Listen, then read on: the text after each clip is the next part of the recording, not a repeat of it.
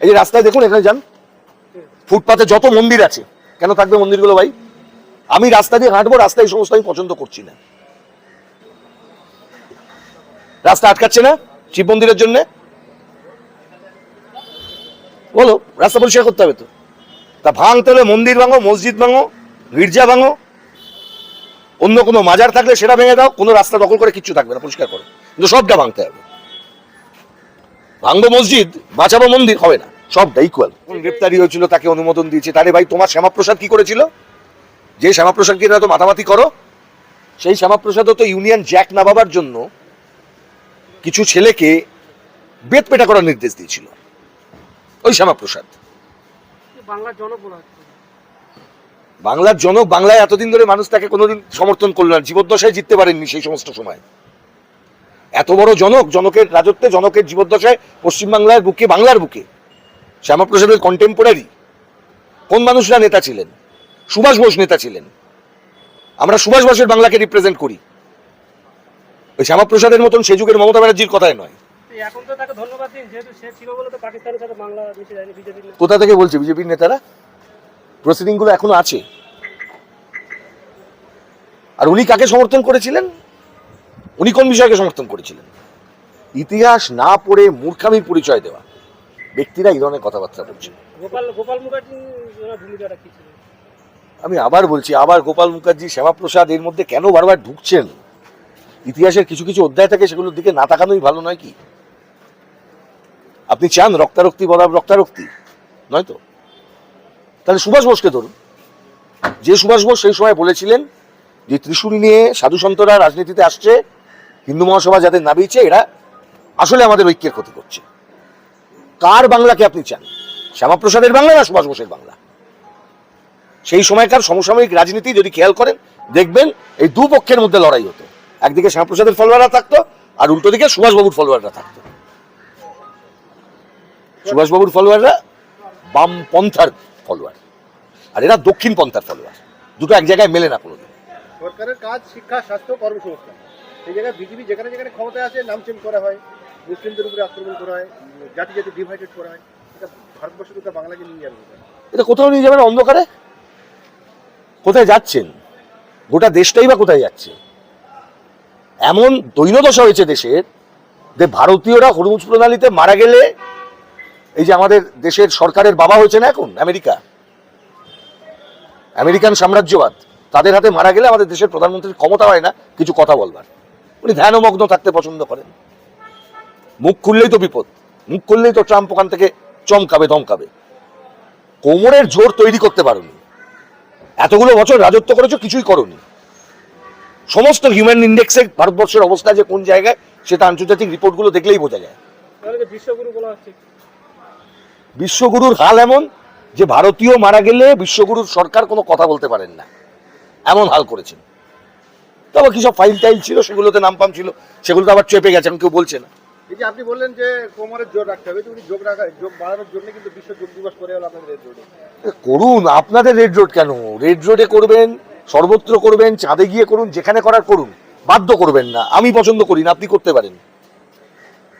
You cannot compel me to do all that, সেটাই প্রমাণিত।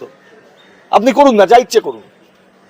যেটা হলো বিজেপির নেতা বিধায়করা বললো যে সরকারি প্রোগ্রাম, কিন্তু সেখানে কোনো জাতীয় পতাকা নেই, জাতীয় সঙ্গীত নেই, এটা কি ধরনের? সেটা কি প্রোগ্রাম হবে? সরকারি প্রোগ্রাম, সেটা কি সবসময় মানে প্রোটোটাইপ হবে না কি যে এরকম হবে?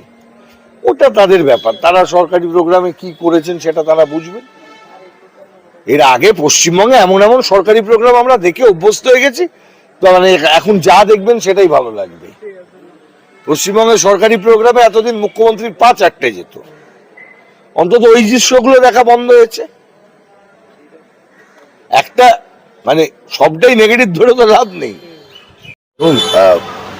কেন পুরোটা নয় সেটাও একটা প্রশ্ন থেকে যায়। তবে সরকারি কর্মচারীদের যে দাবি, সেই দাবির পূরণ হলো না এখনো পর্যন্ত। আমি সেটাকে সরকার তার বক্তব্য রেখেছেন বাজেটের মধ্যে, সরকারের প্রতিশ্রুতি তারা রাখতে পারলেন না, এটাই আমরা বুঝলাম। যে প্রতিশ্রুতি তারা দিয়েছিলেন ডিএর প্রশ্নে, সেটা রাখতে পারলেন না।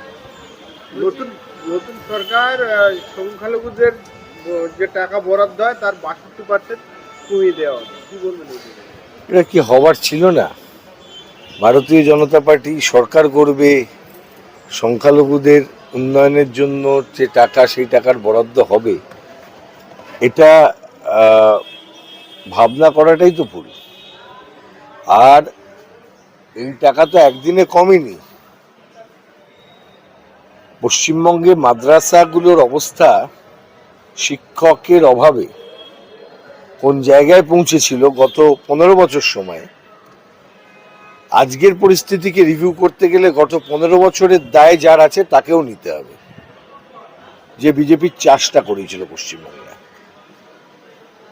গ্র্যাজুয়ালি এগুলো কমানো হয়েছে। মাদ্রাসায় শিক্ষক নিয়োগ হয়নি বছরের পর বছর। ছেলেরা যখনই চাকরির জন্য দাবি করতে গেছে রাস্তায় আন্দোলন করেছে, লাঠিচার্জ করা হয়েছে, বাথরুম দেওয়া হয়নি, পাবলিক টয়লেট বন্ধ করে দেওয়া হয়েছে, কম হ্যারাসমেন্টও করা হয়নি। তাহলে বলা সবকা সাথ সবকা বিকাশ। बीजेपी के साथ बीजेपी का विकास, इसमें सबके साथ सबके विकास का बात नहीं है।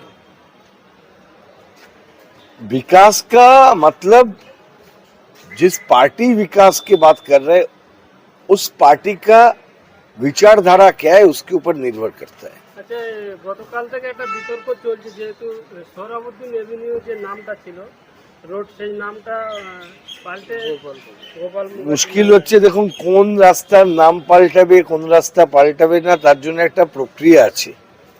কলকাতা কর্পোরেশনের এই মুহূর্তে কোনো সিদ্ধান্ত নেবার, এই ধরনের নীতিগত সিদ্ধান্ত নেবার ক্ষমতা কলকাতা কর্পোরেশনের কমিশনারের নেই। আমি প্রথমে সেই গ্রাউন্ডেই স্যাটিসফাই করতে বলবো। যখন নেই, ডে টু ডে কাজ করতে পারে কমিশনার, কিন্তু ইলেকটেড কর্পোরেশন ছাড়া ডে টু ডে এই পলিসি সিদ্ধান্ত নিতে পারে না। দ্বিতীয়ত, একটা নির্জলা মিথ্যাচার করা হয়েছে এই নামটাকে ব্যবহার করে। যে সোহরাওয়ার্দীর কথা বলা হচ্ছে তিনি একটি কুখ্যাত ঘটনার সঙ্গে যার নাম যুক্ত।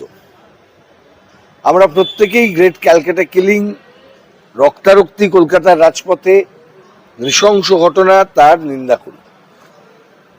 কিন্তু এই সোহরাওয়ার্দী তো সেই সোহরাওয়ার্দী নন। ইনি কলকাতা বিশ্ববিদ্যালয়ের উপাচার্য ছিলেন। তাহলে distortion of history, distortion of the facts, এটা খুব ভয়ঙ্কর জায়গায় যাচ্ছে।